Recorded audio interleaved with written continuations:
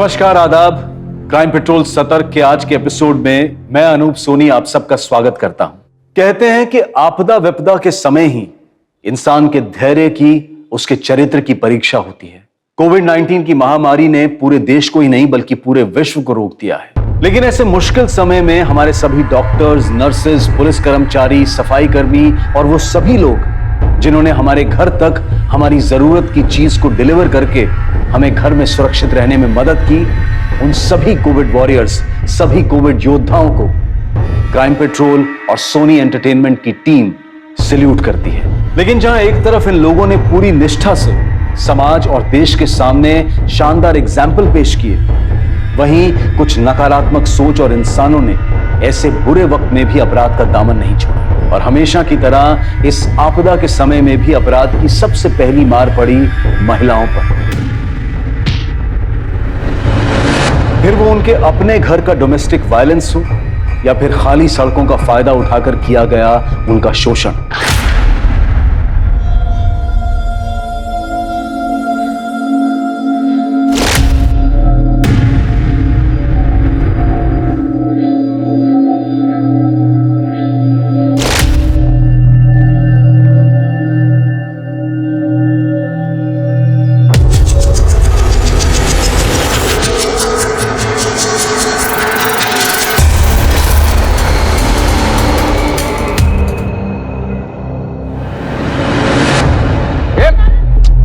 कुछ जाऊंगा मैं अभी। अरे देवा, काय करता तुम्ही?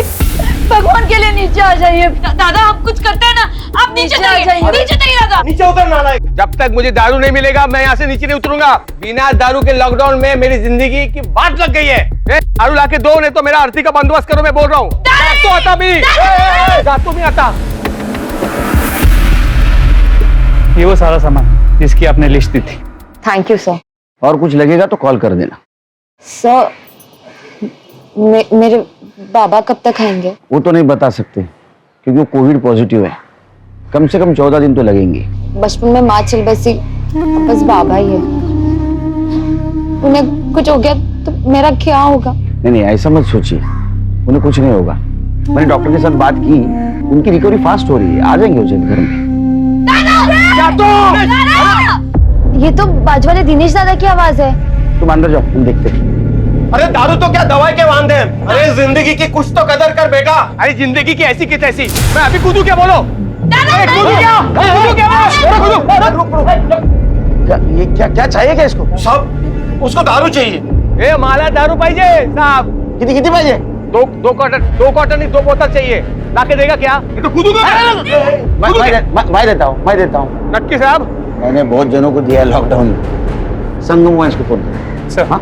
अरे आऊं क्या? मैं मजाक नहीं कर रहा ना। हाँ मोरे, हाँ 3 बोतल चाहिए थी।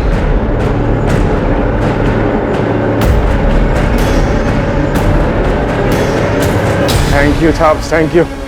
16-17 दिन हो गए साहब बिना दारू पिए। दारू चाहिए तेरे को? ये हाथ दिया ना। नहीं सब जाने दीजिए ना साहब। अरे क्या जाने दीजिए? साहब। अरे बाबा नाक में दम कर रखा है इसने। बाबा मुलगा है तुमचा। साहब अब से नहीं करेंगे, तुम्हें पर बोला ना। ऐसा पद साहब नहीं करूंगा मैं। वापस करेगा ना तो 6 महीने के लिए अंदर कर दूंगा तेरे को। अगर इसे ऐसा छोड़ देंगे टेरेस से फिर से एंटेना बन के चले, इसके बाद में ऐसा नाटक करेगा ना सुसाइड करने का, तो सुसाइड केस में अंदर कर दूंगा तेरे को। नहीं तो लॉकडाउन में तू बाहर निकला ये केस में, समझा? चल। लोगों को खाने को ना तेरे को दारू चाहिए? नहीं।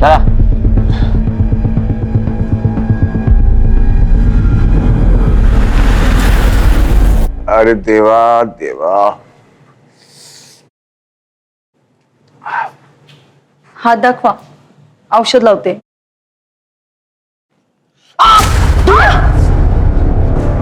दादा दारू बैन है लॉकडाउन में, उसमें बहनी की क्या गलती है? तुम सब औरतों की गलती है। इसकी हाय लग गई मेरी दारू को। अब तू क्या रे? क्या इसकी वकील बन रही है? अपने घर बार छोड़ के, पति छोड़ के यहाँ बैठी है फुकट में, लक्ष्य छाड़ रही है। तू परेशान कर दिया है।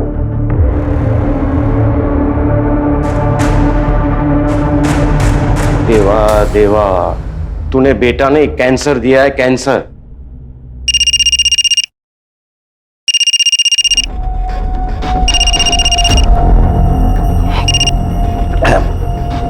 विश्व दादा, उधारी वाला पैसा नहीं देता तब मानुस कैसा होता है रे?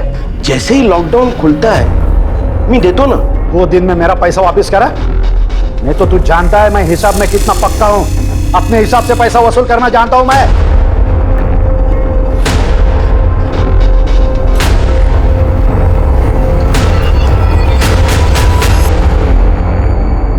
अरे भाऊ, आप काहे को टेंशन ले रहे हो? सरकार ने दारू बंद किया है, अपन ने नहीं। अपना काम चालू है, आपका माल पहुंच जाएगा। हाँ, पहुंच जाएगा, पहुंच जाएगा। Okay okay. क्या रे? क्या चल रहा है? रख मोबाइल रख। लॉकडाउन है इसका मतलब ये है क्या पूरा काम धंधा बंद है? कुछ काम क्या करना? अरे पापा, जाने दो ना, मैं समझाता। इसको नहीं पूरे गांव को समझा। लॉकडाउन है तो मेरा पैसा भूल गए सब। कुछ भी कर, मेरे को मेरा पैसा चाहिए, समझा? जी पापा।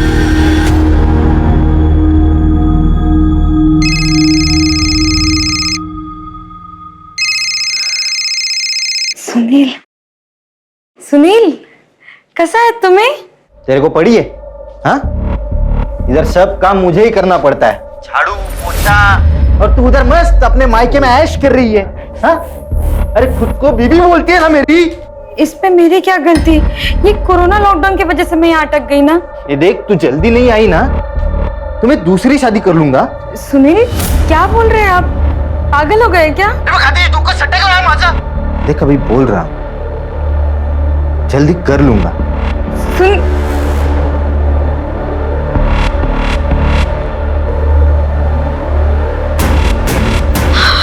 ठीक हो?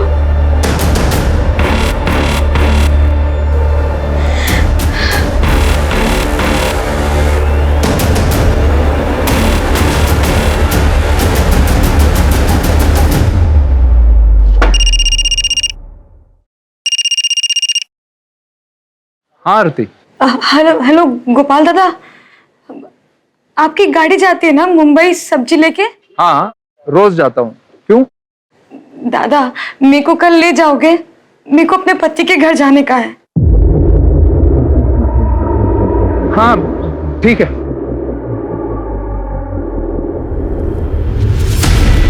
क्या गोपाल मान गया? हाँ, बहुत तोलमोल करके माना। कहा कि सुबह 5 बजे जाती है उनकी गाड़ी सब्जी मंडी, तो वो मुझे उसी वक्त ले जाएंगे। देख, ऐसा अकेले जाना सेफ नहीं है, बाबा को साथ ले जा। कैसी बातें कर रही है बहनी? लॉकडाउन में मेरा जाना मुश्किल है और आप कह रही बाबा को ले जाओ साथ में। नको बहनी, सुनिए, उनको तो बताना भी मत। एक तो जाने नहीं देंगे, ऊपर से लड़ेंगे अलग। ऐसे कैसे जाएगी तू? काही झालं तर? अगर नहीं गई ना तो सचमुच कुछ हो जाएगा।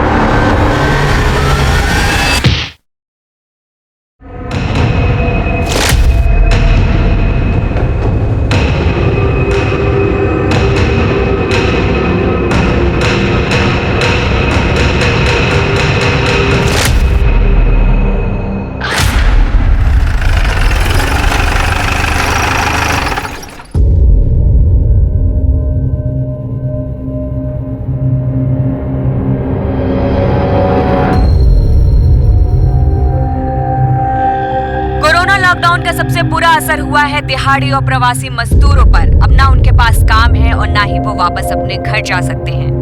काय अवस्था झाली सर। सोचिए ना, लॉकडाउन में लोगों के पास घर नहीं है। घर नहीं, ऊपर से बीमारी का खतरा। खराब हालत है बहुत। ये कोरोना कब जाएगा किसको मालूम। सब एक लड़की कंप्लेंट के लिए आई है। बोलो।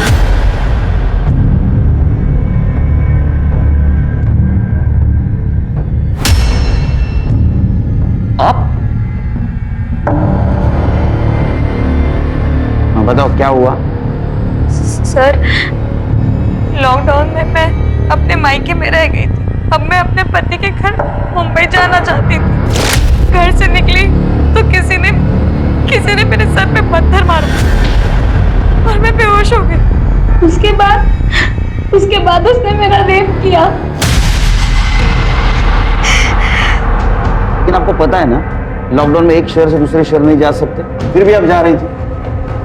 कैसे जा रही थी? मैं सब्जी वाले टेम्पो में छुप कर जाने वाली थी। क्यों रिस्क लेते आप लोग?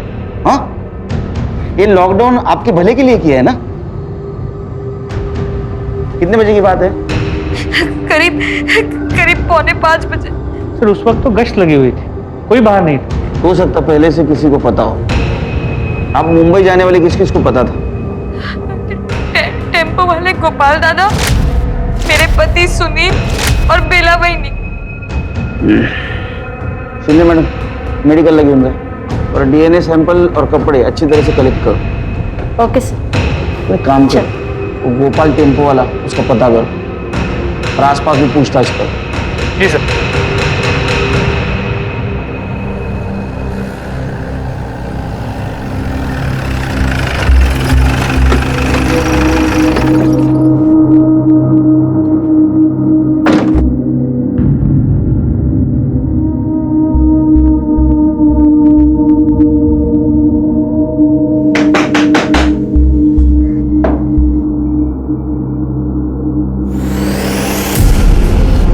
आरती, ये क्या हुआ तुम्हें?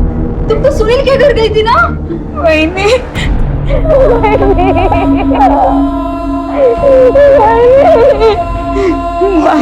बाबा काय झालं तुला? खतरा हो गया बाबा, सब खत्म हो गया बाबा।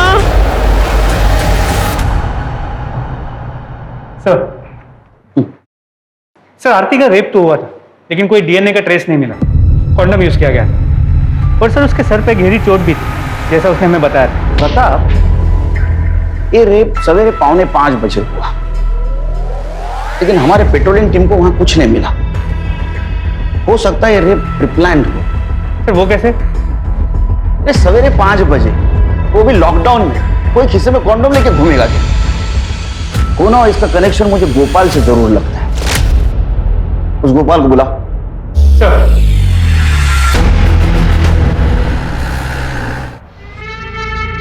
अरे गोपाल भाई, ये लो हाँ लिस्ट, इधर इधर माल पहुंचाने का है और अच्छे से पहुंचाना। पिछली बार जैसा लोचा मत करना यार। संदीप भाई, आजकल पुलिस का चेकिंग बहुत बढ़ गया है, ये माल का क्वांटिटी थोड़ा कम करना पड़ेगा। गोपाल भाई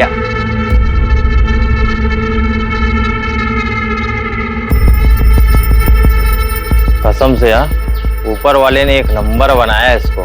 एक दिन ना इसका एटीट्यूड तोड़ने का बाबा। वो भाई, मेरे को जल्दी निकलने का है, शाम को पुलिस का चेकअप कर जाता है। चलो अच्छा, चले बाबा। देखना हाँ, संभाल के गिरे नहीं। ये गाड़ी आ रही है, अंदर गोपाल भाई जल्दी लाओ, जल्दी पकड़ बंद कर। रोको। टेम्पो किसका है? मेरा सर। तू गोपाल है? हाँ। अरे क्या लगा रखा है? लॉकडाउन चल रहा है, पता है ना? मास्क कहाँ है तुम लोगों के? मास्क लगाओ मुंह पे। तो लॉकडाउन में वाइन शॉप ओपन करना मना है ना? क्या कर रहे हो यहाँ पे? बंदी तो है, वो तो दिन में 1-2 बार ऐसी राउंड मारने को आ जाते, कभी चोरी बिरी हो गया तो। अच्छा, दुकान देखने टेम्पो लेके आते हो तुम? अरे साहब, वो टेम्पो तो सब्जी का है, वो मैं यहाँ से पास हो रहा था तो संदीप भाई को मिलने को आ गया। ए दीडशाना, तू गप्परा कर दे, इसको गाड़ी में डालो। और तुम दोनों फिर से वाइन शॉप के बाहर दिखे ना, तुम दोनों को भी अंदर कर दूंगा, समझे क्या? अरे साहब, ओ साहब, आज बंद दारू की दुकान के बाहर खड़े रहना गुनाह है क्या? रेप करके भागा और मुझे सिखाएगा? थाने में बात करता हूँ देर से।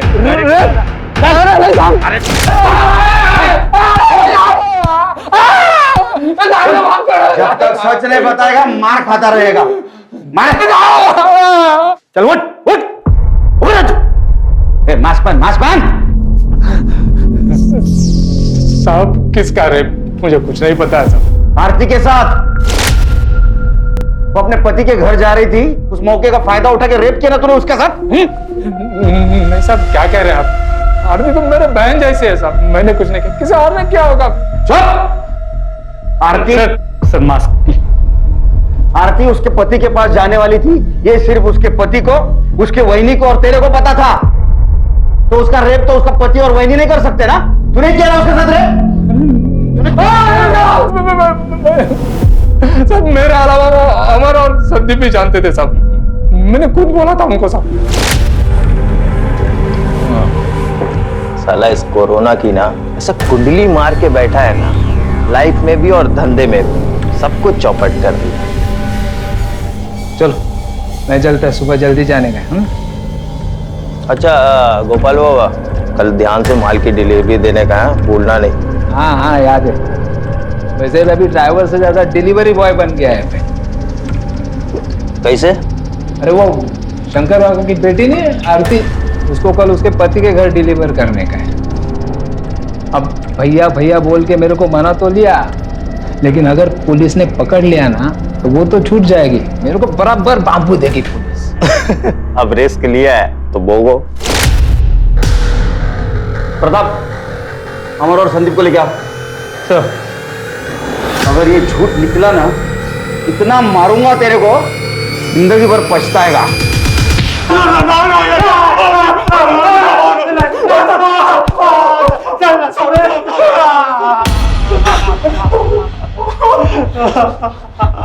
देख, सच बताएगा तो दर्द कम होगा।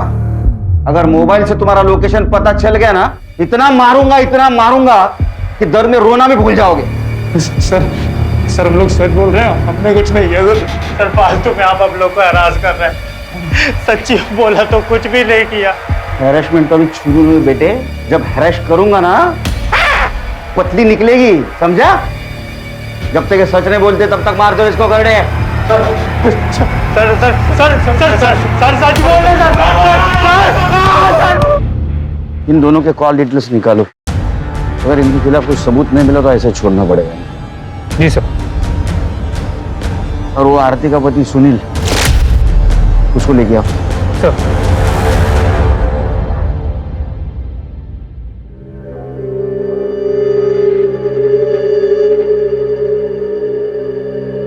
आरती, कुछ तो खा ली, कब तक भूखी रहेगी? भाई भी अब तो बस मर जाने को जी करता है।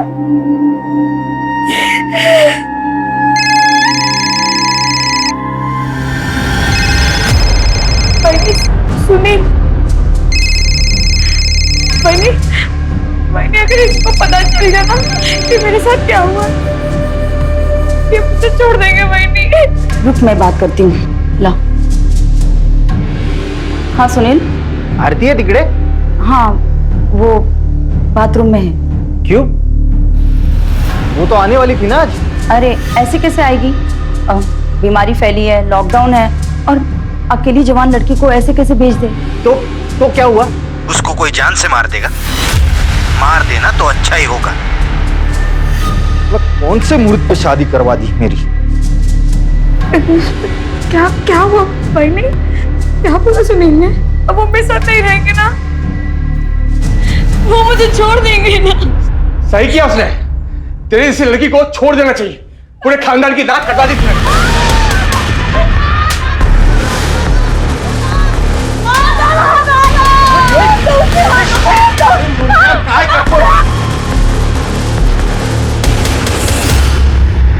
हेलो सर, मेरे बाजू वाले घर में मारपीट हो रही है। लगता है दिनेश भाई किसी को मार रहे हैं।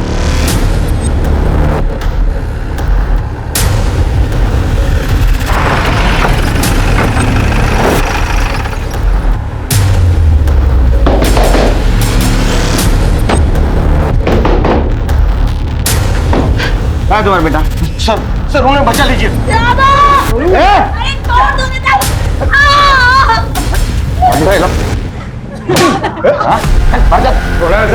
और तो तुम मारता है तू। शर्म ना आवे तेरे को? चलो इधर खड़े रहो। साहब मेरी क्या गलती है साहब? इसको सब पता था साहब। इसकी वजह से इसका रेप हुआ है साहब। अब इसका पति इसको छोड़ देगा। ये आरती ने मेरी बीबी को सब कुछ बताया था, लेकिन ये मुंह बंद करके रख दी। कुछ नहीं बताया मुझे। मैंने मुंह बंद रखा था? मैंने तो तुम्हें सब कुछ बता दिया था। तुम अपना मुंह फेर के सो गए। वो अपनी आरती है ना, वो कल सब्जी वाले गोपाल के साथ मुंबई जा रही है।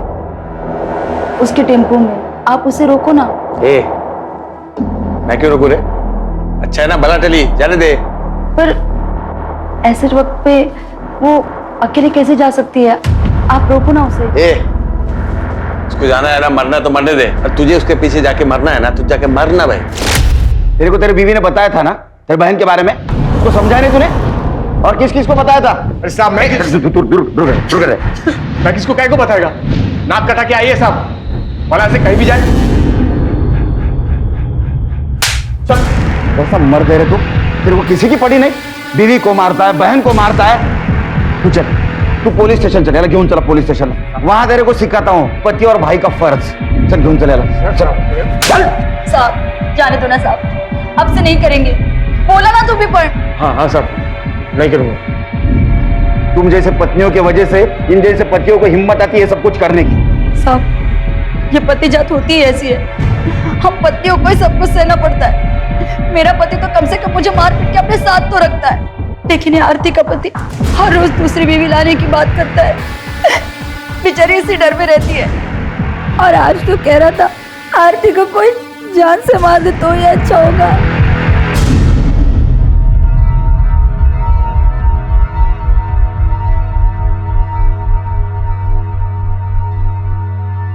सर, संदीप और अमर की मोबाइल लोकेशन डिटेल्स आ गई।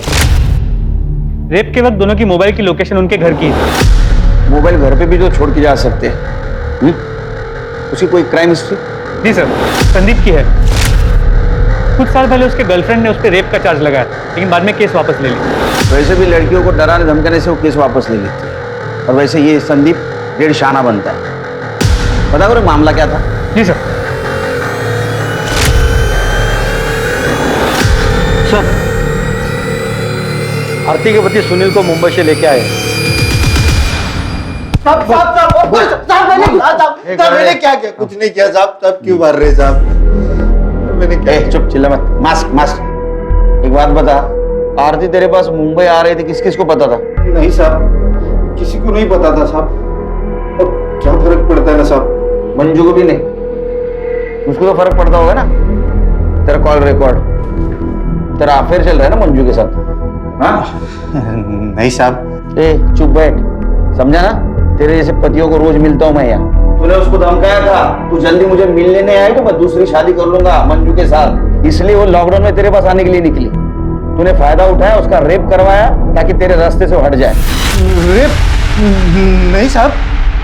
सब मुझे इसके बारे में कुछ पता नहीं है साहब। आप बोल रहे हो तो भी मुझे पता चल रहा है कि उसका रेप हुआ है। ज्यादा भोला मत बन, समझा ना? सब पता है तू कैसा टॉर्चर करता था उसको। साहब ये मारना पीटना धमकाना ये सब अलग बात है साहब, लेकिन मैं किसी का रेप नहीं करवा सकता हूँ साहब। साहब आरती की कसम साहब मैं सच बोल रहा हूँ साहब। सच क्या है झूठ क्या है जल्दी पता चल जाएगा, समझा ना? बाद में देखता हूँ तेरे को। साहब सुनो ना मेरी बात साहब सच में मैंने कुछ नहीं किया साहब। आरती को अपने पति के दबाव में उसकी धमकी के आगे हार मानकर लॉकडाउन तोड़कर बाहर जाना पड़ा, और उसका बाहर जाना ही उसके लिए सबसे बड़ी सजा बन गया। आरती के बयान के हिसाब से पुलिस ने क्राइम सीन और उसके आसपास की जगह का मुआयना किया, लेकिन ना तो उन्हें कोई पत्थर या कोई ऐसी चीज मिली जिससे आरती पर वार किया गया, और लॉकडाउन की वजह से कोई चश्मदीद गवाह भी नहीं मिला। कई लोग पुलिस के शक के घेरे में थे, गोपाल से लेकर आरती के पति तक, लेकिन सबूतों के अभाव में पुलिस किसी भी नतीजे पर नहीं पहुंच पा रही थी। और इससे पहले कि पुलिस आरती का केस सॉल्व कर पाती, उनके सामने एक और केस आ गया।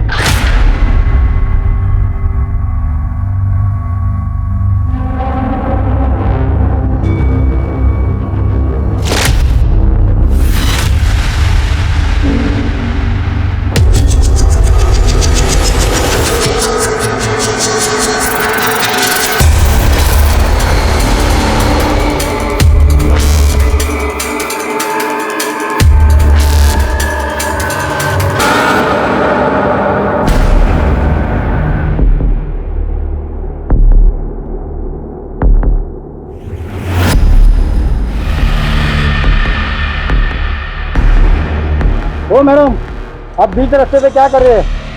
अब तो पता नहीं लॉकडाउन चल रहा है।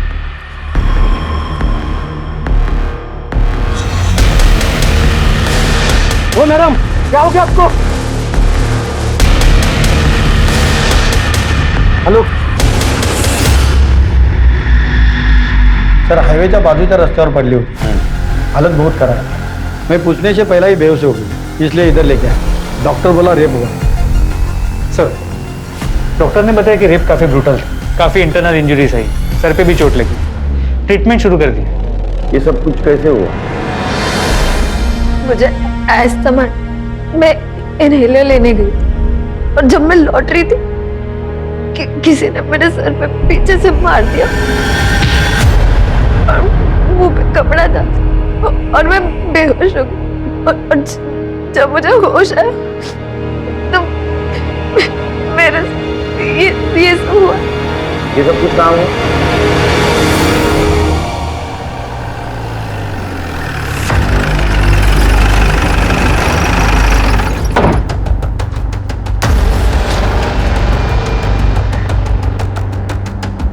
प्रताप, कविता के बॉडी पे सीमेंट्स तो नहीं मिले।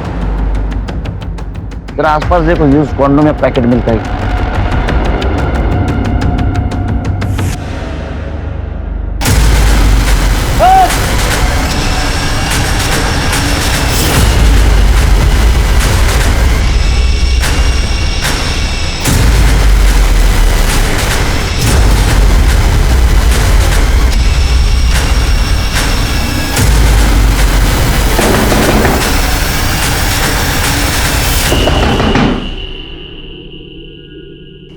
जी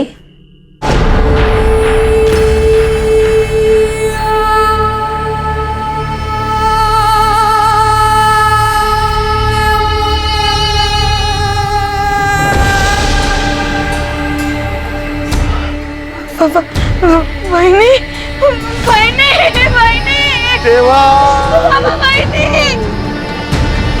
वहीनी, वहीनी, बाबा, प्रताप, सर पे गहरी चोट है, खून भी बहुत बहा है। अब मैं फॉरेंसिक टीम को बोलूं, पूरा एरिया छानना है, कुछ ना कुछ जरूर मिलेगा। सर,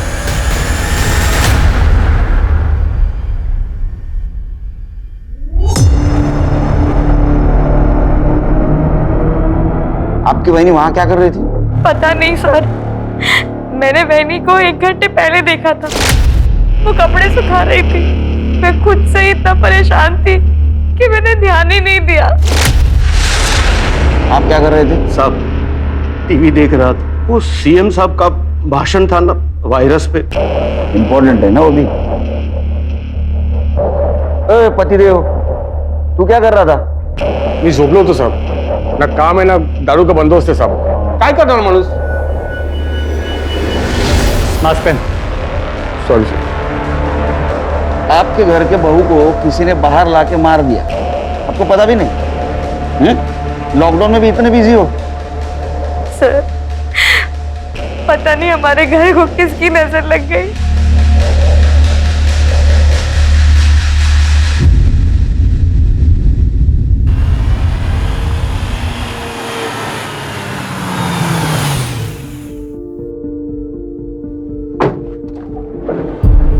आइए शस्त्र।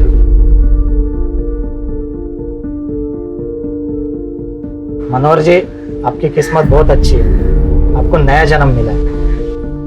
इस बीमारी ने मेरा सब कुछ छीन लिया है, मेरी नौकरी, मेरे पैसे, बेटी की इज्जत भी।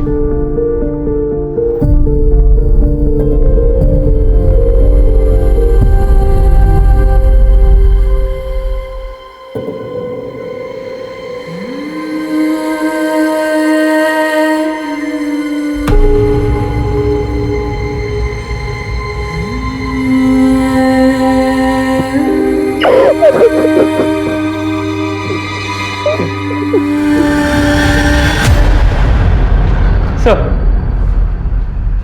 बेला की पोस्टमार्टम रिपोर्ट आ गई। बेला के सर पे भी वैसी ही चोट है जैसे कविता और आरती के सर पे थी, लेकिन बेला की सर की चोट ज्यादा गहरी है और इसीलिए शायद ज्यादा खून बहा है। वैसे बेला के साथ रेप नहीं हुआ है।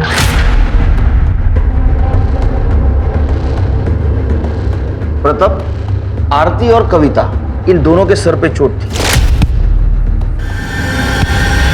और दोनों के साथ रेप हुआ है। बेला, इसके सर पे चोट आई सिर्फ, इसके साथ रेप नहीं हुआ। शायद रेप होने से पहले वो मर गई और रेपिस्ट डर के भाग गया। हमारे सामने 3 विक्टिम है, तीनों के सर पे सेम जगह चोट थी और दोनों के साथ रेप हुआ। और बेला के साथ रेप नहीं हुआ। मुझे लगता है ये सीरियल रेपिस्ट का काम है। कविता का मेडिकल रिपोर्ट आया? जी सर, कविता के केस में एक अजीब बात पता चली। रेप के वक्त कॉन्डम की जगह पॉलीथीन जैसी किसी चीज का इस्तेमाल किया गया था।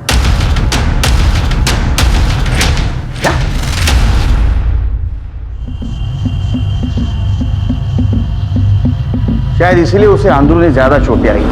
जी सर। एक काम करो, क्राइम सीन को वापस चेक करो। फॉरेंसिक टीम और अपनी टीम, ये दोनों को ये पॉलीथीन वाली थियरी बता दो। ये दोनों केसेस एक दूसरे से जरूर जुड़ी हुई लगती है, क्योंकि कविता का रेप जहां हुआ उसके आसपास ही बेला की बॉडी मिली। हो सकता है रेपिस्ट के वार से बेला पहले ही मर गई, या तो बेला ने रेपिस्ट को देख लिया इसलिए रेपिस्ट को उसको मारना पड़ा। जो 3 औरतों के साथ क्राइम हुआ है वो एक दूसरे की पड़ोसी थी और ये क्राइम सीन भी उनके घर के आसपास का ही। सर, कहीं इन तीनों को टारगेट तो नहीं किया गया? हो सकता है। एक काम करो प्रताप, इस लॉकडाउन में भी जितने आवारा लड़के घूम रहे हैं ना हीरो बनकर, उनकी पूछताछ करो और किसी भी शक आए तो पुलिस स्टेशन लेके आओ।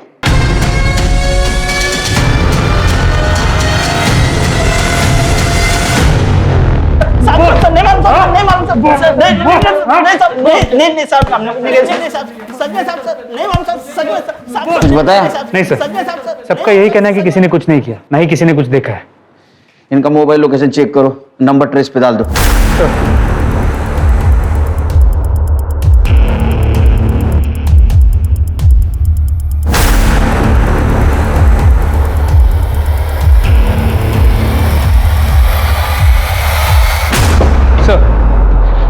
जहाँ कविता का रेप हुआ था वहां से हमें पॉलीथीन का टुकड़ा मिला। फोरेंसिक ने कंफर्म किया कि इस पे सीमेंट के ट्रेसेस है। और सर, हमने आसपास की जगह को अच्छे से चेक किया तो वहां पास से इस पॉलीथीन का दूसरा टुकड़ा भी मिला। लगता है कुछ लोगों ने इंसानियत बेच खाई, शैतानी दिमाग बन गया।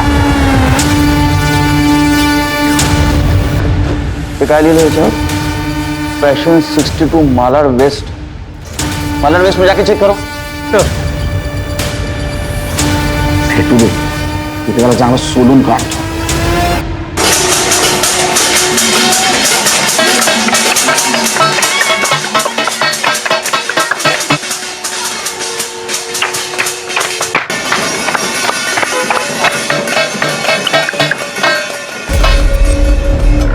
कविता,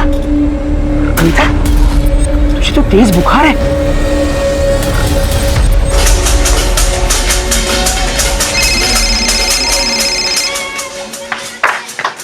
हाँ बोलो। ठीक है सर, कविता की तबीयत खराब हो गई, उसे हॉस्पिटल ले जा रहे हैं। मुझे डर है कहीं कोरोना ना हो। तो मेरे दिमाग में आइडिया है। एक काम करो, मीडिया में खबर फैला दो कि जिस लड़की के साथ रेप हुआ था वो कोरोना पॉजिटिव निकली। ये न्यूज इस तरह फैलनी चाहिए कि ये बात उस रेपिस्ट तक जानी चाहिए और उसे लगना चाहिए कि वो लड़की कविता ही है। और सारे हॉस्पिटल और कोविड टेस्ट सेंटर में इन्फॉर्म कर दो कि अगर कोई खुद होके टेस्ट करने आए कोरोना की तो हमें इन्फॉर्म कर दो। तो सुपर आइडिया। इस बीमारी से तो बड़े बड़े क्रिमिनल्स भी डरते हैं। बहुत होगा इन लोगों का नाटक। लॉकडाउन का बहुत फायदा उठाया इन्होंने। उनका मास्क तो उतरना ही चाहिए।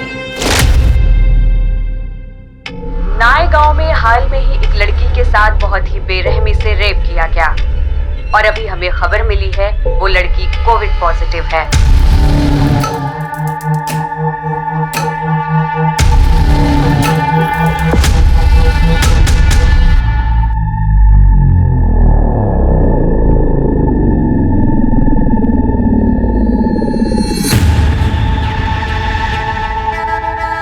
डॉक्टर, मुझे कोरोना। डॉक्टर, हॉस्पिटल में बिना मास्क के कैसे घूमे? आप मास्क पहनिए पहले। ये ऐसे टिक नहीं रहा, गिर रहा है बार बार। डॉक्टर हाँ बताइए। मैडम, मेरा कोरोना टेस्ट कर लो मैडम। हाँ, पर टेस्ट कुछ लक्षण दिखने पे होते हैं, सर्दी, खांसी, सांस लेने में तकलीफ, कुछ ऐसा हो रहा है आपको? हाँ मैडम, मेरे को सांस लेने में दिक्कत हो रही है मैडम। सर्दी खांसी कुछ नहीं है? हाँ मैडम, सब कुछ हो रहा है मेरे को। मैडम मुझे बहुत डर लग रहा है, आप बस मेरा टेस्ट कर लो। मैं जब तक यहीं बैठा रहूंगा जब तक मेरा टेस्ट नहीं होगा। मैडम आप यहाँ पे बैठिए, मैं टेस्ट किट लेके आती हूँ। जी मैडम।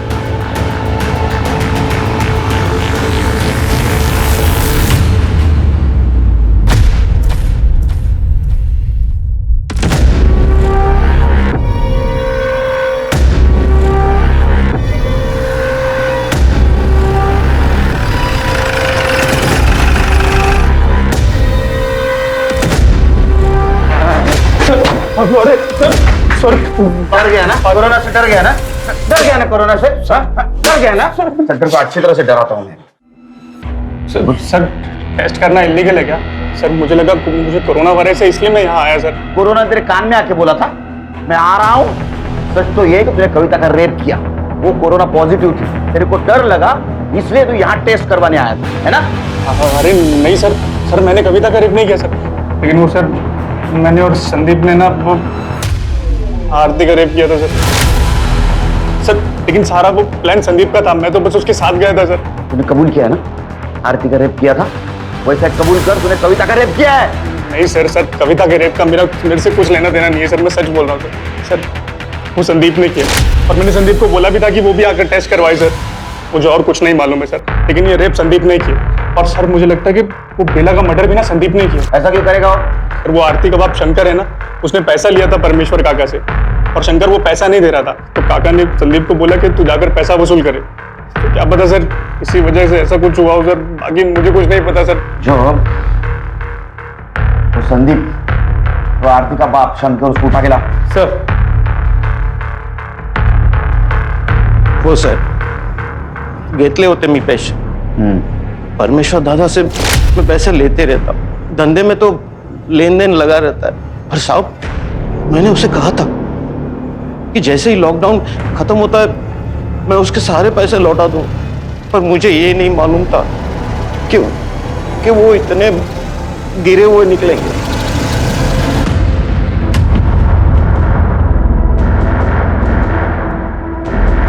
अरे सिग्नल तोड़ के भागता है? हाँ उतर नीचे, नीचे उतर, नीचे गाड़ी का शटर खोल।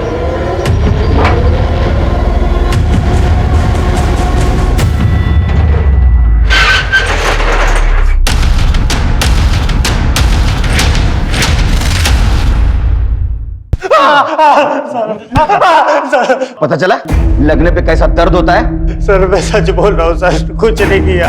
देख तेरे दोस्त अमर ने कबूल किया है कि तुम दोनों ने मिलकर आरती का रेप किया था। तूने कविता का रेप किया ना, अभी उसको कोरोना हुआ है और तुझको भी होगा और तेरे से मेरे को कोरोना होगा। पे दिमाग खराब हो गया क्या तेरा? ये देख के साले कुछ भी बोलेगा। अरे भाई मैं बकवास नहीं कर रहा हूँ, हमने आरती का रेप किया था ना, आरती कविता की पड़ोसन है, तूने उसका रेप किया तो उसके पीछे था मेरे को। ज्यादा बकवास करेगा ना जान से मार दूंगा। कर अपना काम। सर गलती हो गई सर, बहुत बड़ी गलती हो गई सर। तीन बार गलती। पहले आरती का रेप, बाद में कविता का रेप, उसके बाद में बेला का मर्डर। फिर तेरे गलतियों की सजा की लिस्ट कितनी लंबी होते जा रही पता तेरे को? सर नहीं सर, तो झूठ है सर। आरती का रेप मैंने किया मैं मानता हूँ, पर कविता का रेप, बेला का मर्डर ये सब नहीं किया सर। सच में सर, आई शपथ नहीं किया। ऐसी खोटी शपथ ये तो सच देखा जाए ना तो आरती के रेप के बाद तेरे मुंह को खून लग गया। नहीं सर झूठ है। तो सच में आरती का रेप भी मैंने उसके बाप के कहने पे किया। शंकर काका ने बोला था सर। संदीप देख, तू तो मेरे बच्चे जैसा है, अपने बाबा को बोलना कि मुझे थोड़ा टाइम दे दे। बेटा लॉकडाउन में कमाई रही नहीं तो पैसे मैं कहां से दूंगा? काका देखो, मैं आपके और बाबा के मैटर में नहीं पड़ूंगा। अपने काका की थोड़ी सी मदद कर रहे बाड़ा। अच्छा ठीक है, पर मेरा क्या फायदा? देख मेरी बेटी आरती कल गोपाल के टेम्पो से अपने पति के घर जा रही। फिर अगले दिन मैं और अमर कुछ जगह पहले से ही पहुंच गए थे जहां आरती आने वाली थी।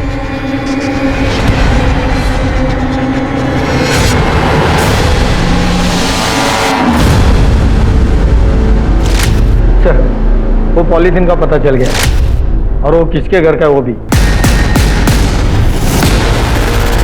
बाप अपने बेटी के लिए जान दे देता है, लेकिन पूरी दुनिया में तो एक ही बाप होगा, इतना घटिया बाप होगा जिसने अपने बेटी का रेप करवाया।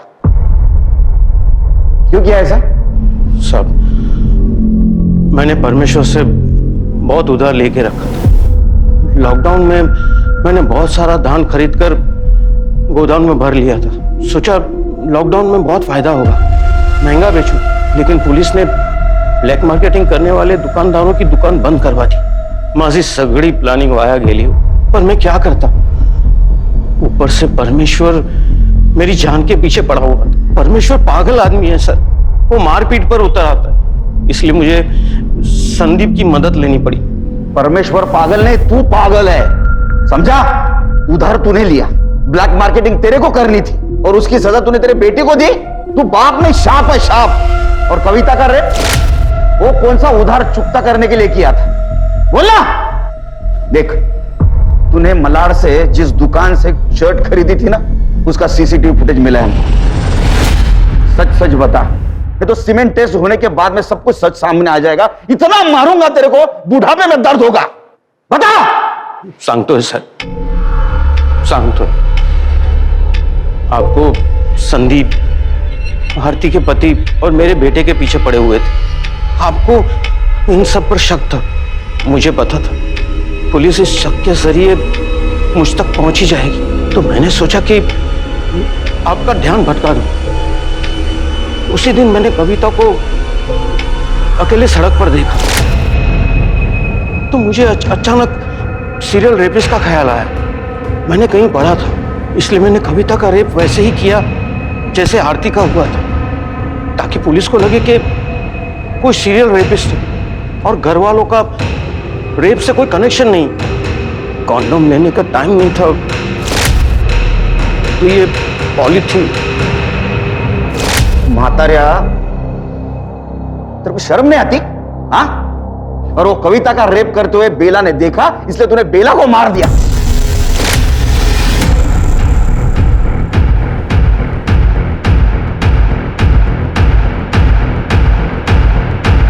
बाबा, अगर कोरोना नहीं होता तो मेरा नुकसान नहीं होता और मुझे ये सब नहीं करना पड़ता साहब। दोष बीमारी का नहीं, तेरे खराब दिमाग का है। जिंदगी इम्तिहान लेते रहती है, लेकिन ऐसे में तुम जैसे कमजोर और घटिया लोग ऐसे में अपराध का सहारा लेते हैं। शंकर को कविता के बलात्कार और बेला के मर्डर के लिए और अमर और संदीप को आरती के बलात्कार के लिए गिरफ्तार किया गया है और ये सभी इस वक्त न्यायिक हिरासत में हैं। ये समय देश और पूरी दुनिया के लिए परीक्षा का समय है। कोरोना के खिलाफ हमारी लड़ाई अब भी जारी है।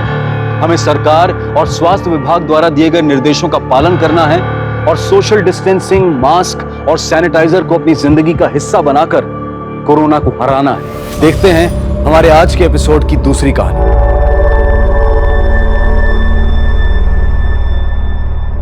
नमस्कार, आदाब। क्राइम पेट्रोल सतर्क के आज के एपिसोड में मैं अनूप सोनी आप सबका स्वागत करता हूं।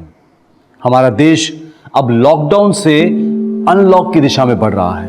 लॉकडाउन के दौरान जब हम अपने घरों में महफूज बैठे थे, उसी दौरान हमारे ये फ्रंटलाइन वॉरियर्स अपनी जान की परवाह किए बगैर पूरी निष्ठा के साथ अपनी ड्यूटी निभा रहे थे। क्राइम पेट्रोल और सोनी एंटरटेनमेंट की टीम इन सभी वॉरियर्स का तहे दिल से शुक्रिया अदा करती है। कोविड-19 के खिलाफ इस जंग में इनका योगदान अमूल्य है। लॉकडाउन के दौरान हमारी जिंदगी मानो रुक सी गई थी। जहां पूरी दुनिया कोरोना के मरीजों के आंकड़ों से परेशान थी, वहीं दूसरी तरफ एक जिंदगी ऐसी भी थी जिसे बिल्कुल एहसास भी नहीं था कि उसके आसपास क्या घट रहा है, और वो थी शांभवी। शांभवी की जिंदगी मानो पहले से ही किसी कैद में बसर हो रही थी, लेकिन शांभवी की जिंदगी हमेशा से ऐसी नहीं थी। कांग्रेट्स बॉबी, इस बार भी तेरे सेमेस्टर में 90% आए हैं। देखना, अगली बार ना तेरा नाम भी इस बोर्ड पर होगा। फिर तो पार्टी देगी ना? पार्टी? पहले ये बोर्ड देख मानसी, पिछले 10 साल में सबसे हाईएस्ट मार्क किसके हैं? शांभवी चौरसिया 99.34%, 2018-19। वाह यार, तुम दोनों बहनों तो स्कॉलर हो और तेरी बड़ी बहन ना तुझसे भी आगे है। यही तो प्रॉब्लम है, पूरी लाइफ दीदी के अचीवमेंट्स में ना मेरे एफर्ट्स तो कहीं दिखाई नहीं देते। चल आओ। क्या बोल रही है तू? कुछ नहीं, वो तो मैं ऐसे तुम्हें बताया क्यों नहीं, दीदी पीछे खड़ी है। वो तो माँ पापा का टेंशन था ना, इसलिए। तो क्यों इतनी टेंशन लेती है? These are just numbers। 5 साल बाद किसी को याद भी नहीं होगा कि तेरे कितने मार्क्स हैं। समझी? चले। वो हीरोइन क्या स्टडी करने आती है, बाल बढ़ाने आती है? विकास, तेरी गुंडागर्दी मुझ पे नहीं चलेगी, समझा? चल निकल।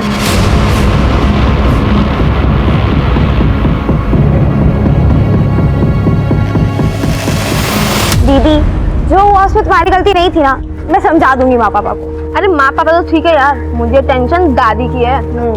लेकिन इतना कुछ होने के बाद भी तुम इतनी नॉर्मल कैसे रह सकती हो? जो दादी के ताने झेल सकता है ना, वो कुछ भी झेल सकता है।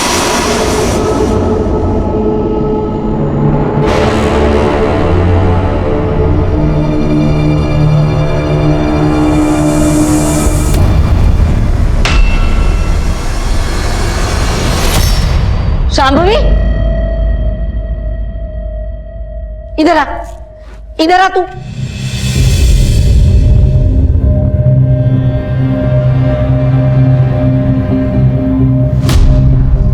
बाल काट के आ गई तू? हाँ, वो भी घर में किसी से पूछे बिना। राजीव, आरती, इधर आओ। क्या हुआ अम्मा? हाँ माँ, कितनी बार कहा है तुमसे, लड़की जात है, उसको थोड़ा मर्यादा में रखो। देखा, आज जाके बाल कटवा के आ गई। चल जा अपने कमरे में।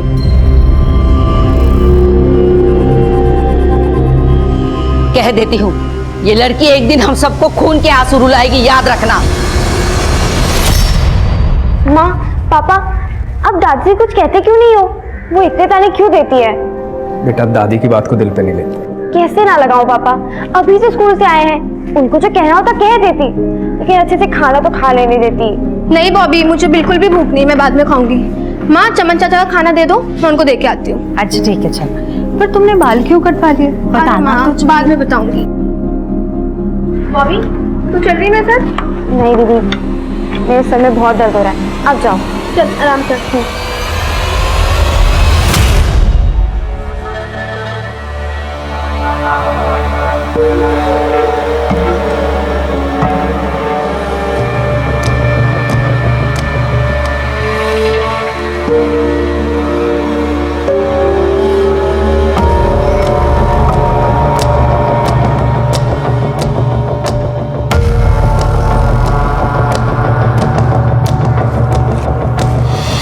कैसे हो चमन चाचा? ये लीजिए आपका खाना। टिया रानी, कितने मेहनत से खाना लाती हो, एक भी दिन ऐसा नहीं गया जिस दिन खाना ना लाई हो। भगवान खुश रखे तुम्हें। अच्छा चमन चाचा, मैं चलती हूँ, आप ख्याल रखो, ठीक है?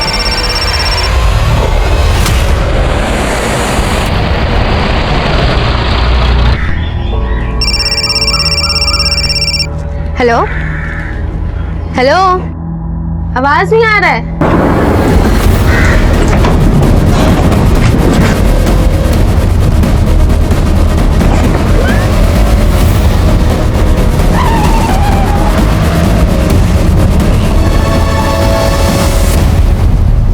बॉबी, जा दीदी को बुला के ला। दीदी, दीदी, वो आई नहीं अभी तक। मैं बाहर देख के आती हूँ।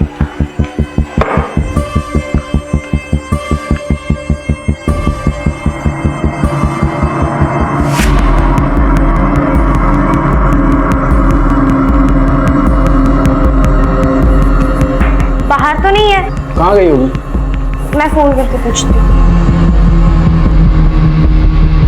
आप जिस नंबर को डायल कर रहे हैं वो इस समय स्विच ऑफ है। फोन तो बंद आ रहा है। यहीं कहीं होगी, मैं जाके देखता हूँ। मैं भी आती हूँ। हाँ चल बेटा।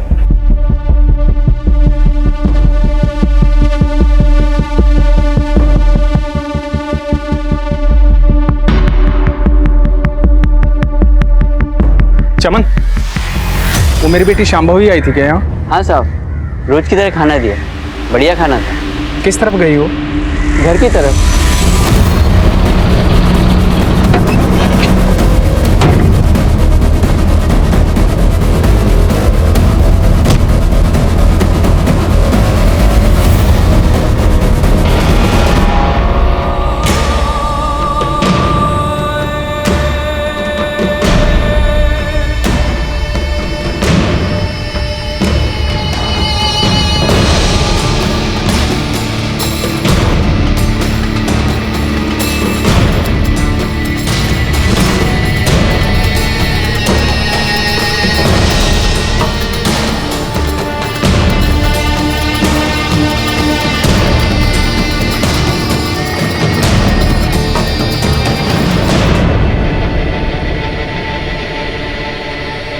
मिली श्याम बेबी? बहुत जगह ढूंढा, कहीं नहीं मिली। हमें पुलिस में रिपोर्ट करवानी होगी। पागल हो गए है तू राजीव? इतनी छोटी सी बात के लिए पुलिस में जाएगा?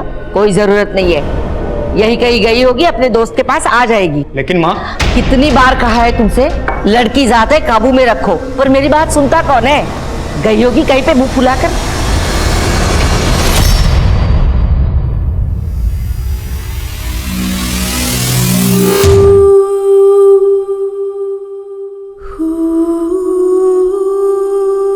माँ प्लीज आप रोइए मत, आप प्लीज पुलिस के पास जाइए ना।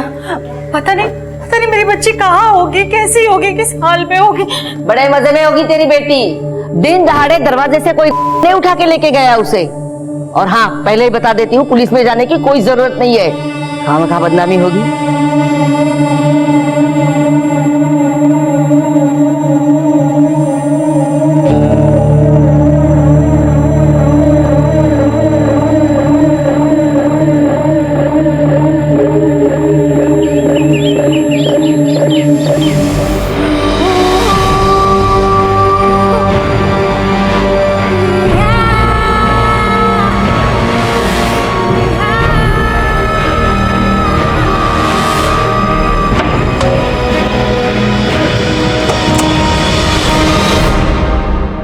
जी बोलिए।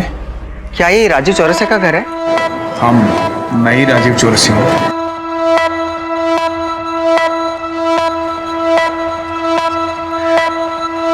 वो थोड़ी देर पहले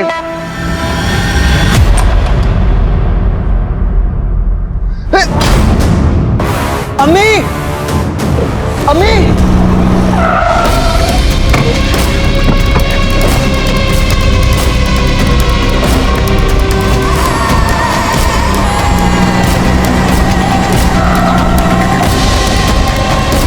आरती, आरती, आरती, आरती,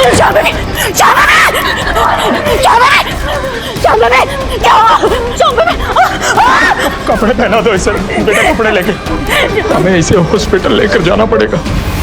नहीं नहीं, जल्दबाजी मत करो, इसे हॉस्पिटल लेके जाने की कोई जरूरत नहीं है, थोड़ा सा वक्त दे दो, ठीक हो जाएगी। अरे हॉस्पिटल ले गए तो पुलिस केस होगा, फालतू का बखेड़ा नहीं चाहिए। लेकिन माँ, जब देखो तुम सब लोग अपनी मनमानी करते रहते हो। अरे इस लड़की की ये जो हालत है ना, वो तुम्हारी मनमानी का नतीजा है। अगर इस हालत में ये लड़की घर से बाहर गई तो तुम मेरा मरा हुआ मुंह देखोगे। माँ,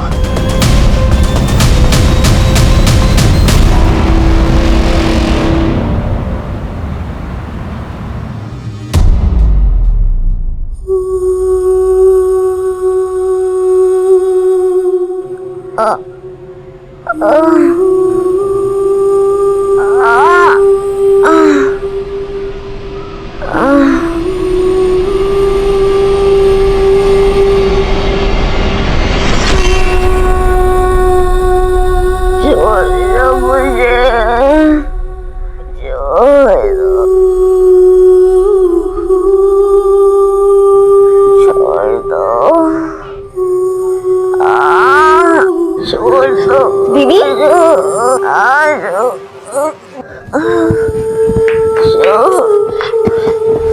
पुलिस कंप्लेन नहीं करनी है तो मत करिए, लेकिन उसको हॉस्पिटल लेकर के चलिए, बहुत खून बह रहा है उसका। काम करते हैं, वो श्याम भाभी को डॉक्टर श्याम के पास ले चलते हैं, दोस्त है मेरा, बात बाहर भी नहीं जाओ।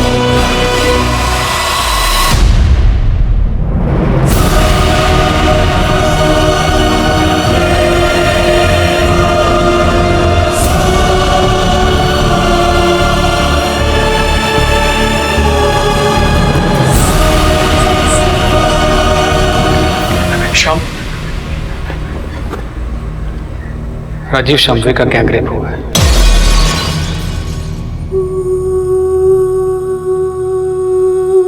शायद 2 से ज्यादा लोग थे, बहुत तड़पाया गया उसे।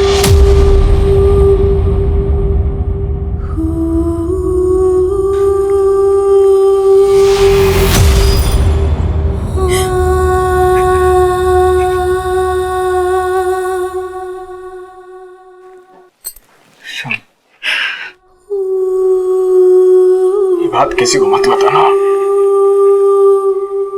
घर में भी नहीं। ये तो कैसी बातें कर रहा है यार? ये वक्त समाज के बारे में सोचने का नहीं है। अपनी बेटी के बारे में सोच।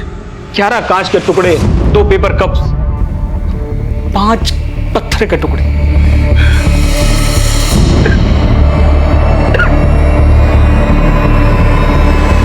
राजीव, तू और मैं अंदाजा भी नहीं लगा सकते कि किस दर्द से गुजरी होगी वो बेचारी। मैंने अपने इतने सालों के करियर में ऐसी दरिंदगी, ऐसी हैवानियत नहीं देखी। राजीव, मैं एक डॉक्टर होने के साथ साथ तेरा दोस्त भी हूं। मेरी बात मान, पुलिस स्टेशन जा, रिपोर्ट लिखा और अपने बाप होने का फर्ज निभा। आप टेंशन मत लीजिए, एफआईआर तो हो जाएगा। बस अपनी बेटी को थाने ले आइए रिपोर्ट लिखाने के लिए। साहब, मेरी बेटी की हालत बहुत नाजुक है, वो यहाँ तक नहीं आ सकती। चलेगा। वैसे आपकी बेटी आपको मिली कहां से थी? हुमायूं नगर से एक औरत आबिदा और उसके बेटे ने मदद की। ठीक है, वो तो हम पता लगा ही लेंगे, लेकिन कुछ और डिटेल्स चाहिए होगी हमें। सब कुछ तो बता दिया आपको। हाँ, अभी तक जो आपने बताया अपने मन से बताया, लेकिन अभी जो हम सवाल पूछेंगे उसका जवाब दीजिए। अब आपने बताया कि आपकी बेटी परसों गायब हुई थी। जी। कमाल करते हैं राजीव साहब, पहले आना था ना रिपोर्ट लिखाने के लिए, इतना टाइम क्यों लगाया? साहब, बेटी का मामला है। ये पहली गलती है आपकी। अगर आप पहले आ जाते तो केस अब तक सॉल्व हो चुका होता। खैर छोड़िए, अब आगे से ध्यान रखिएगा, बात को बाहर मत जाने दीजिएगा। बाहर मतलब समझे ना, मीडिया उडिया में।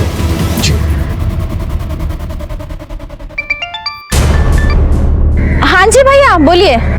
Anshika, I need your help. बड़ी मुश्किल से शांभवी के परिवार वालों को पुलिस में कंप्लेन करने के लिए मनाया था, लेकिन पुलिस शांभवी के बयान का इंतजार कर रही है। वो शांभवी इस हालत में है ही नहीं।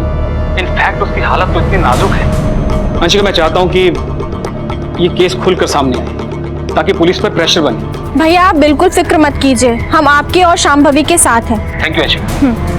इटावा में हुए ब्रूटली गैंग रेप को 3 दिन बीत चुके हैं, लेकिन पुलिस प्रशासन अभी तक हाथ पे हाथ धरे बैठी है। पुलिस ने अभी तक उस जगह का भी पता नहीं लगाया है जहां पर विक्टिम के साथ ये घिनौना अपराध हुआ।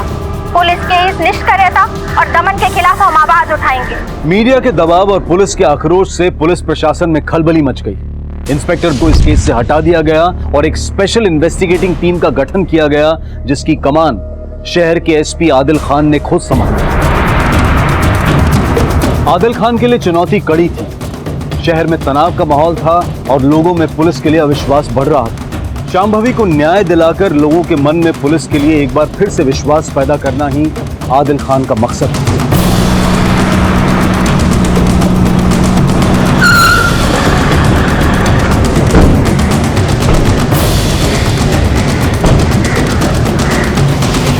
अब क्या बचा है यहाँ? और ज्यादती करना बाकी रह गया था क्या? राजीव जी, मैं यहाँ पर आपके जख्म को खरीदने नहीं आया। यकीनन हमारे डिपार्टमेंट से कोई चूक हुई है, उसी को सुधारने आया। आपकी बेटी शांभवी को इंसाफ दिलाने आया। खुद एक बेटी का बाप हूं, इसलिए आपकी तकलीफ को समझ सकता हूं।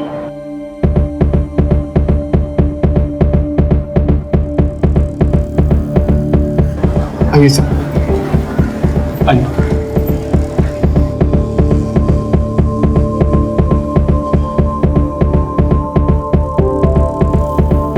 शांभवी बेटा,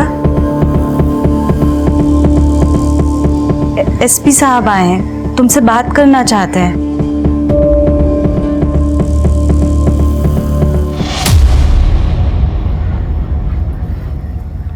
डरो मत बेटा, ये नए अफसर है, हमारी मदद करना चाहते हैं। शांभवी बेटा, मुझे पता है तुम्हारे लिए आसान नहीं होगा, लेकिन बेटा उस दिन जो हुआ, क्या वो तुम एक बार फिर से बता सकती हो? शांभवी बेटा, रहने दीजिए, इट्स ओके, मैं बाद में आऊँ।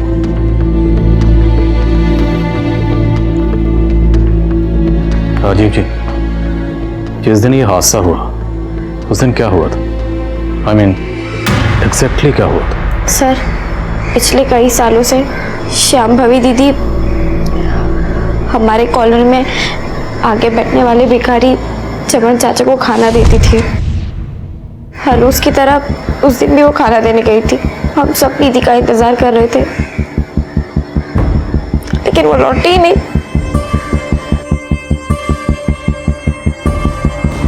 हाँ साहब, वो संभवी बेटी खाना देने तो आई थी। वो किसी से बात कर रही थी फोन में, लेकिन उस दिन के बाद नहीं आई। तूने शांभवी का अपहरण होते हुए देखा था? अपहरण किसने किया साहब? वो ठीक तो है? ज्यादा नौटंकी नहीं समझे, सीधे सीधे बोल। उस दिन तुमने किसी सफेद रंग की गाड़ी को देखा था? गाड़ी तो आई थी साहब, कौन से रंग की थी वो याद नहीं। गाड़ी का नंबर? नहीं साहब। रोज यहीं बैठता है? जी साहब। चमन को खाना देने के बाद शंभावी अपने घर की तरफ गई और बीच रास्ते में किडनैप हो गई। जहां पे ये चमन बैठता है शंभावी का घर ज्यादा दूर नहीं है, तो मुमकिन है इसने सब कुछ देखा हो, लेकिन शायद छुपा रहा है। सर कहीं ये भिखारी उनमें शामिल तो नहीं? नजर रखो इस पे। और इसके मुताबिक शांभवी जब अपने घर की तरफ जा रही थी तब वो किसी से फोन पर बात कर रही थी। शांभवी के कॉल रिकॉर्ड्स निकलवा? जी सर, शांभवी उस वक्त उसकी क्लासमेट क्षमा से बात कर रही थी। क्षमा? सर कॉल तो कनेक्ट हुआ था, लेकिन हमारी बात नहीं हो पाई थी। लेकिन मुझे याद है जिस दिन ये सब कुछ हुआ था, स्कूल में बहुत बवाल हुआ था। यह स्टडी करने आती है, बाल बढ़ाने आती है? आइंदा से ये बाल बढ़ाए ना तो याद रखना। विकास, तेरी गुंडागर्दी मुझ पे नहीं चलेगी, समझा? चल निकल, चलो दीदी जाने दो, चलो चलो चलो।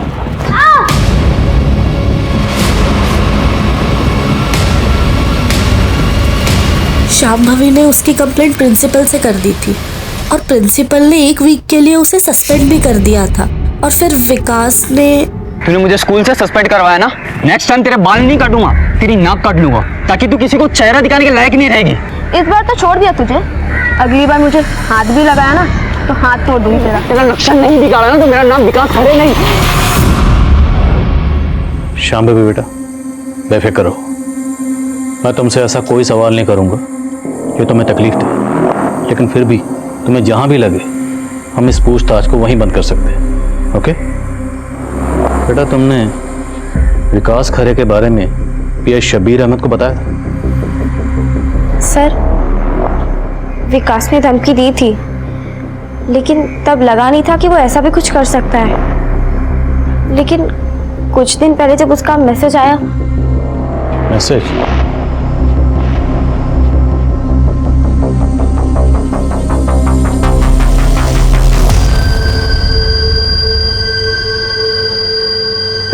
सर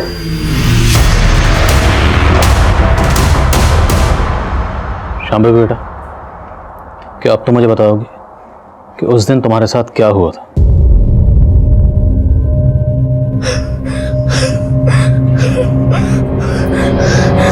इट्स ओके बेटा, रिलैक्स रिलैक्स, कोई बात नहीं, स्ट्रेस मत लो।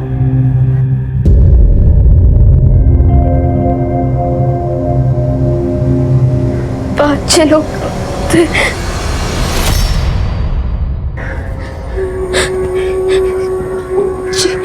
जिन्होंने मेरा कि मैं चिल्लाती रही,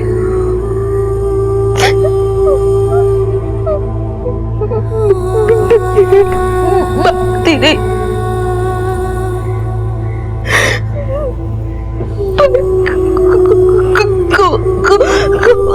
कोई नहीं रुका।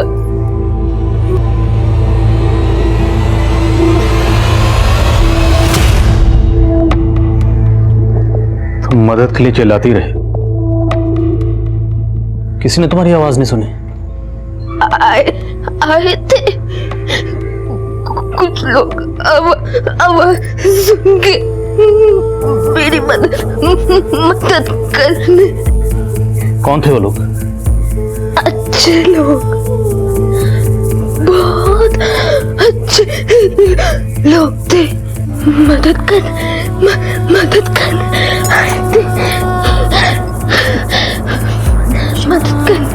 अच्छे लोग।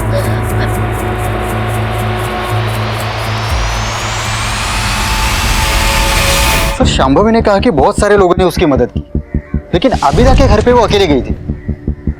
अगर बहुत सारे लोगों ने उसकी मदद की थी तो अभी तक सामने क्यों नहीं आए? शायद किसी के दबाव में हो।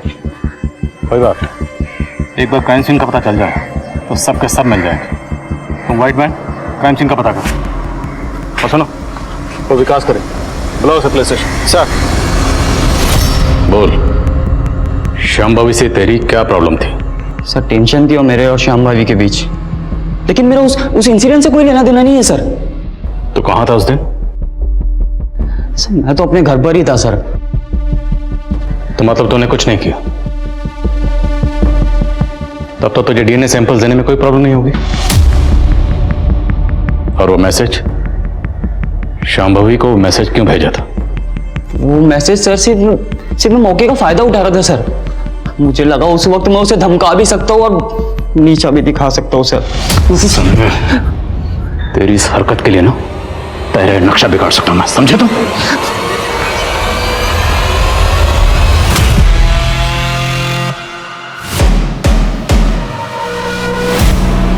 सर ये हुमायूं नगर का सीसीटीवी फुटेज है। इसमें एग्जैक्टली उसी मॉडल की व्हाइट वैन दिख रही है जिसका जिक्र शांभवी ने किया था।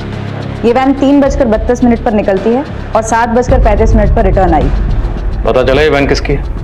नहीं सर, नंबर प्लेट क्लियर नहीं है। पता करो शहर में किस किस के पास इस मॉडल की सफेद वैन, एक एक से पूछताछ करो। एक और बात सर, ये एरिया आबिदा के घर से ज्यादा दूर नहीं है। तो पक्का क्राइम सीन भी आबिदा के घर के आसपास ही।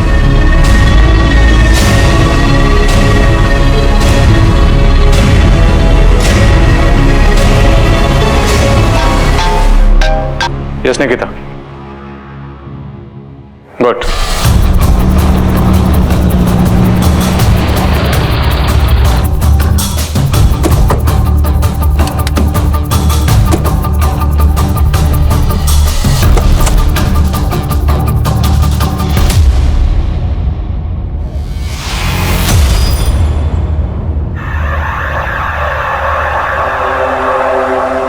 लगता है शांभवी के साथ घटना यहीं घटी है।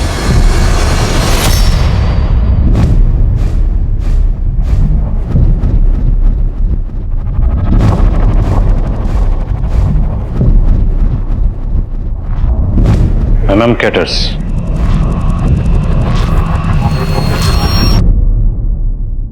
सर विक्टिम के शरीर से कांच के टुकड़े मिले और यहाँ भी इतने कांच के टुकड़े बिखरे हुए हैं।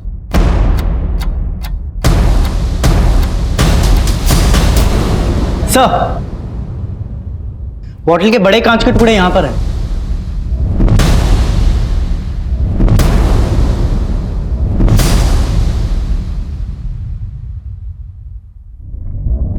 आबिदा का घर यहां से 300 मीटर की दूरी पर होगा। शांभवी यहां से रेंगते हुए वहां गई हो।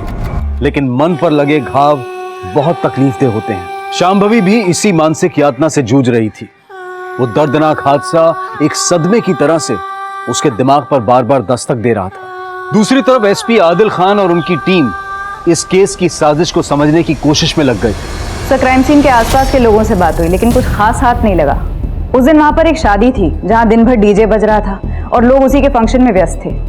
जितने भी लोगों से बात हुई उन्होंने कहा कि डीजे की ऊंची आवाज के आगे किसी लड़की के चीखने चिल्लाने की आवाज सुनाई नहीं दी। मैम कैटरिंग वालों से बात हुई, इनका विजिटिंग कार्ड मिला था? हाँ सर, उस शादी में केटरिंग उसी की थी। इनफैक्ट वो उस दिन वहां मौजूद भी था। वो कह रहा था कि उसने तकरीबन 50 लोगों को अपना विजिटिंग कार्ड दिया होगा। Auto auto auto auto auto uncle airport चलोगे? पहले घर पे चलना, मुझे सामान उठाना फिर एयरपोर्ट चलते हैं। चलो। मुलजिम शांभवी को उठाकर रैंडमली हुमायूं नगर नहीं लेकर गए। वो जानते थे कि शादी वाला एरिया है, इसलिए वो जानबूझकर उसे वहां लेकर गए ताकि शादी के शोरगुल में लड़की की चीखने की चिल्लाने की आवाज कोई नहीं सुने। अपने खबरियों को वहां एक्टिव हो, उन्हें कहो कि कुछ भी पता चले तो तुरंत इन्फॉर्म करें। सर अपनी खबरियों से एक इंपॉर्टेंट बात पता चली। तूने तो कहा था कि तूने कुछ नहीं देखा, फिर ये फोन? सच बोल रहा है साहब, मैंने कुछ नहीं देखा था। मुझे तो ये भी नहीं पता ये बिटिया रानी का फोन है। मुझे पड़ा मिला, उठा लिया साहब। माँ की कसम सच बोल रहा है साहब। एक सच और बोल, तेरे पास इतने पैसे कहां से आए?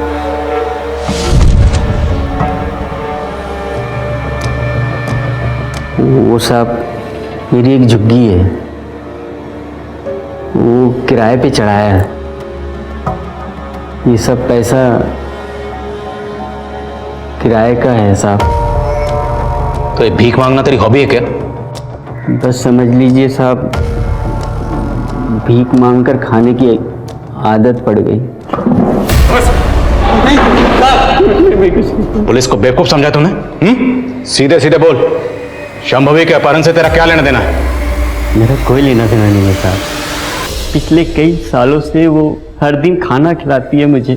आप चाहो तो साहब ये सारे पैसे आप ले लीजिए, मैं खुशी खुशी दे दूंगा साहब। बस आपसे एक विनती है, उसके गुनाहगारों को सजा दिलवा दीजिए साहब, यही विनती है।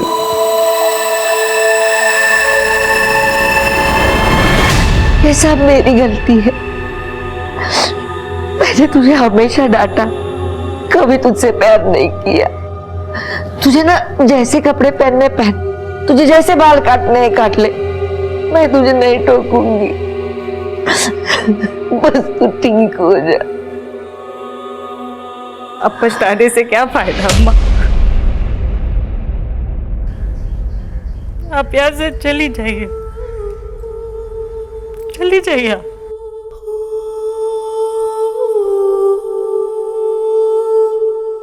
सर, डंप डेटा से कुछ भी ठोस हाथ नहीं लगा है। उस एरिया में कई टावर्स होने की वजह से हमें ऐसे बहुत सारे नंबर्स मिले जो उस दिन वहां मौजूद थे, लेकिन विकास खरे का फोन उस एरिया में एक्टिव नहीं था। हो सकता है वो अपना फोन घर पे छोड़ के गया। फॉरेंसिक से कोई अपडेट? जी सर, क्राइम सीन से मिले बॉटल के टुकड़े और विक्टिम के बॉडी से मिले कांच के टुकड़े मैच हो गए। फॉरेंसिक ने क्राइम सीन से जो कपड़े उठाए थे उससे भी डीएनए एक्सट्रैक्ट कर लिया है। नेक्स्ट वीक तक ये रिपोर्ट भी आ जाएगी कि विक्टिम की बॉडी से मिले डीएनए और कपड़ों से मिले डीएनए मैच होते हैं या नहीं। अगर हम अपनी तहकीकात का रुख उल्टा कर दें तो? मतलब sir? I mean other way round. अभी तक हम विक्टिम से बाकी लोगों के डॉट्स जोड़ रहे हैं। अगर हम इसका उल्टा करें, डंप डाटा में जितने भी लोगों के नंबर मिले उनके प्रोफाइल चेक करें, उसमें यह चेक करें कि उनमें से वो लोग कौन हैं जिनका विक्टिम शांभवी से कोई ना कोई कनेक्शन है। चांस लेकर देख सकते हैं सर। एमएम कैटर से कोई अपडेट? हाँ सर, 7 ऐसे लोगों का पता चला है जो उस दिन शादी में वहाँ मौजूद थे और जिन्होंने एमएम केटरर्स को बाद में कांटेक्ट किया अपने यहाँ किसी फंक्शन के लिए। नजर रखो, कुछ भी अटपटा लगे उठा लो। सर सर गुटके से कुछ ज़्यादा पता नहीं चला, लेकिन अपने खबरियों ने बताया कि जिस कार का यूज रेप केस में हुआ था वैसे ही कार का पता चला है।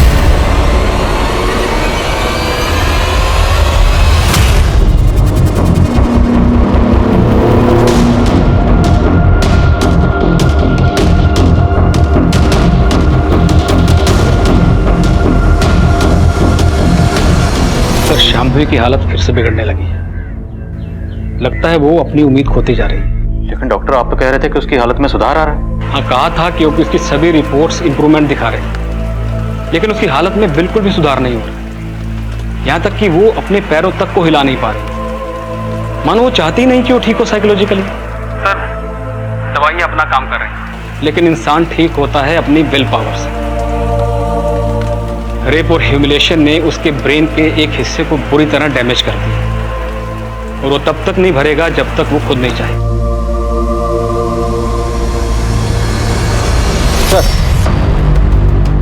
सर उस व्हाइट कार की डिटेल्स आरटीओ से आ गई है। वो कार पहले फैज शेख नाम पे रजिस्टर थी, लेकिन फैज अभी दुबई चला गया। क्राइम में जिसकी गाड़ी इस्तेमाल हुई वो हमारे हाथ से निकल गया। सर और एक बात पता चली, फैज के दुबई जाने के बाद उसी एरिया का और एक आदमी अकरम बेग, उसने भी दुबई के वीज़ा के लिए अप्लाई किया था। सर खबरियों ने बताया कि 1 महीने पहले तक उसका दुबई जाने का कोई प्लान नहीं था और ना उसके पास पैसे थे। मुझे शक हुआ तो मैंने क्राइम सीन के डंप डाटा में उन दोनों का नंबर चेक किया। ये अकरम और फैज दोनों मौजूद थे वहाँ पर? हाँ सर। उठाओ इस अकरम को। सर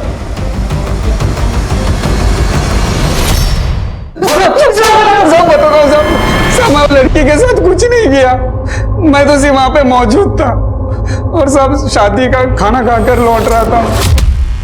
ए क्या कर रहे हो? हाँ क्या? ए क्या हो रहा है? हाँ क्या हो रहा है? हाँ? डरो मत दोस्त है।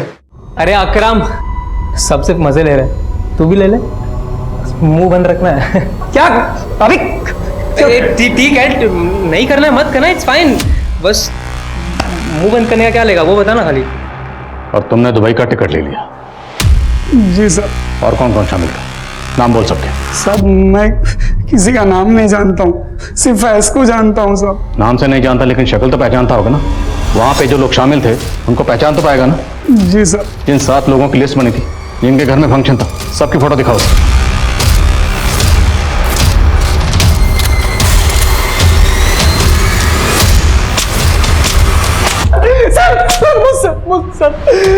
सर मुझसे बहुत बड़ी गलती हो गई सर मैं सच बोल रहा हूँ सर मैं उस लड़की को जानता भी नहीं था सर मैं अपने फोन से बात करते हुए वहां से जा रहा था, तभी मैंने एक लड़की की चीख अंदर गया तो देखा कि कुछ लोग उसका रेप कर रहे थे।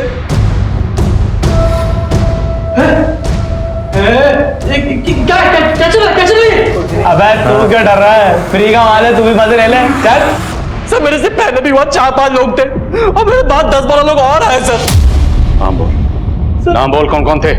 नाम जुमी, इफ्तिखार, नौमान और आजत। वो बारात में आए हुए दूल्हे के चाचा इम्तियाज भी थे सर। तो बारात में आए बाराती बन के और रेप होता देखकर रेपिस्ट बन गए। दो अच्छे से।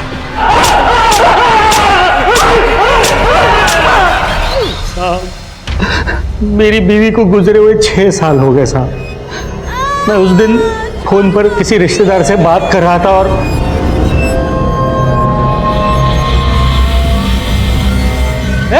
ए लो क्या हो रहा है? हाँ शांत शांत हो जाओ। ये लड़की कौन है? हाँ क्या कर रहे हो तुम लोग इसके साथ? चाचा हल्ला क्यों मचा रहे हो आप? ये लड़की अपनी मर्जी से आई है चाचा, आई है कि नहीं? आपको जो करना कर लो ना। देखो चाचा आप ना खाली अपना मुंह बंद रखिए। लड़के को किडनैप किसने किया था? साहब हमको नहीं पता साहब हम लोग तो वहां लड़की की चीख सुनकर ही पहुंचे थे साहब।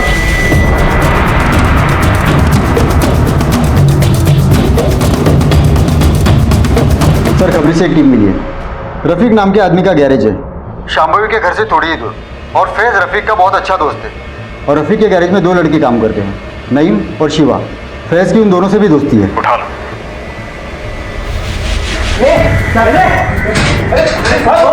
अरे साहब क्या हुआ है?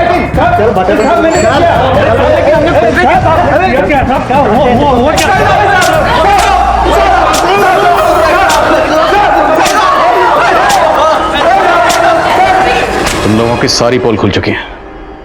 अगर सच नहीं बोलोगे ना तो हड्डियों के जोड़ भी खोल देंगे। बोलो, तुम लोगों ने फैज के साथ मिलकर एक घिनौनी हरकत क्यों की? बताता हूँ साहब, हमने उठाया था उसे। नईम, फैज और रफीक सब साथ साथ। शांभवी के साथ तुम लोगों की क्या दुश्मनी थी? सब बहुत शौक था उस लौंडिया को लौंडा बनने का। बहुत गुरूर था उसको अपनी खूबसूरती पर और दिमाग पर। और रफीक भाई, इन लौंडियों के बाप को कुछ ज्यादा ही चर्बी चढ़ रही है। ऐसा पानी फेरेंगे कि इनके बाप की चर्बी भी पिघल जाएगी। देखो कैसे घूर रही, देखो लगता बताना ही पड़ेगा। हाँ?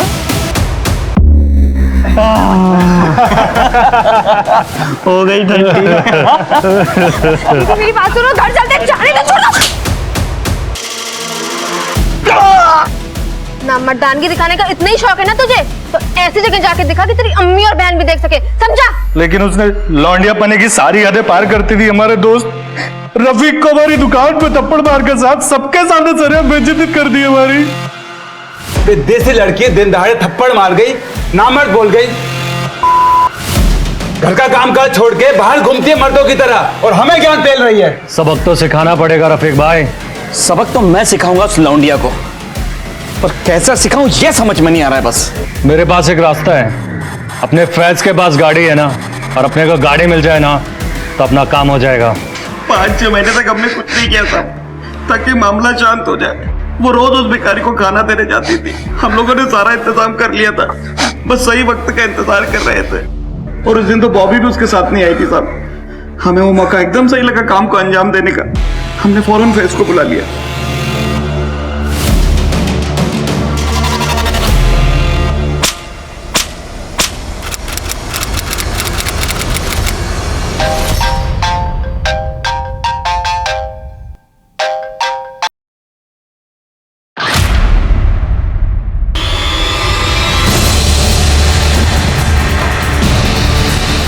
बॉबी जल्दी ला।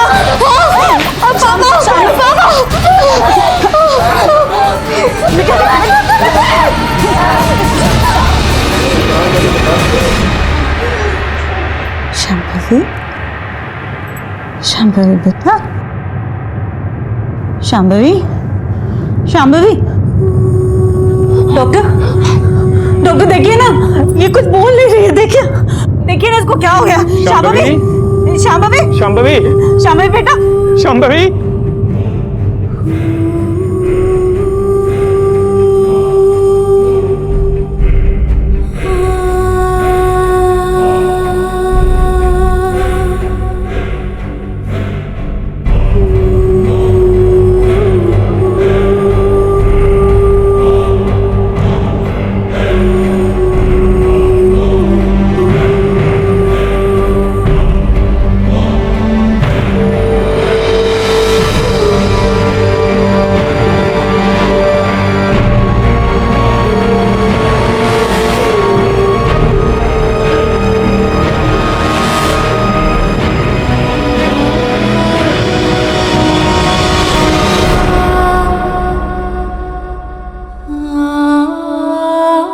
पॉलिटिकल डिप्लोमेसी के तहत पुलिस दुबई जाकर बैठे फैज शेख को इंडिया लाने में कामयाब हो गई। शांभवी के सभी गुनहगार इस वक्त सलाखों के पीछे हैं, लेकिन अफसोस इस बात का है कि ये दिन देखना शांभवी के नसीब में नहीं था। शांभवी एक बहुत ही होनहार और साहसी लड़की थी। एक उज्जवल भविष्य उसके सामने था, लेकिन कुछ लड़कों की भद्दी सोच और हैवानियत ने उसकी जिंदगी तबाह कर दी। लड़कियों के साथ छेड़छाड़ की घटनाओं के बारे में हम अक्सर अखबारों में पढ़ते रहते हैं, और शायद यही कारण है कि हम इस समस्या को एक आम समस्या मानने लगे हैं, जबकि सच्चाई ये है कि ये घटनाएं हमारे समाज के चरित्र को दिखाती हैं। कॉलेज जाने वाली लड़की हो या फिर काम करने वाली महिला, हर औरत को कभी ना कभी इस समस्या का सामना करना ही पड़ता है। कुछ महिलाएं तो छेड़छाड़ करने वालों को मुंह तोड़ जवाब देती हैं और डटकर उनका मुकाबला करती हैं, पर ज्यादातर महिलाएं चुप रहना ही बेहतर समझती हैं। लेकिन चुप्पी समझदारी नहीं है। ऐसा करने से इन घटनाओं को और बढ़ावा मिलता है। इस समस्या से निपटने के लिए यह बेहद जरूरी है कि हम ईव टीजिंग के खिलाफ जीरो टॉलरेंस पॉलिसी अपनाएं, और साथ ही साथ छेड़छाड़ करने वालों के खिलाफ पुलिस को भी सख्त रवैया अपनाना होगा। तभी महिलाओं के लिए एक सुरक्षित माहौल बन पाएगा। इसी विचार के साथ अब मैं अनूप सोनी आपसे विदा लेता हूं। फिर मुलाकात होगी क्राइम पेट्रोल सतर्क में एक और नए केस के साथ। तब तक अपना ख्याल रखें, सतर्क रहें, सुरक्षित रहें। जय हिंद। इस तरह के और भी एपिसोड देखने के लिए हमारे चैनल को सब्सक्राइब करें और बेल आइकन दबाना ना भूलें।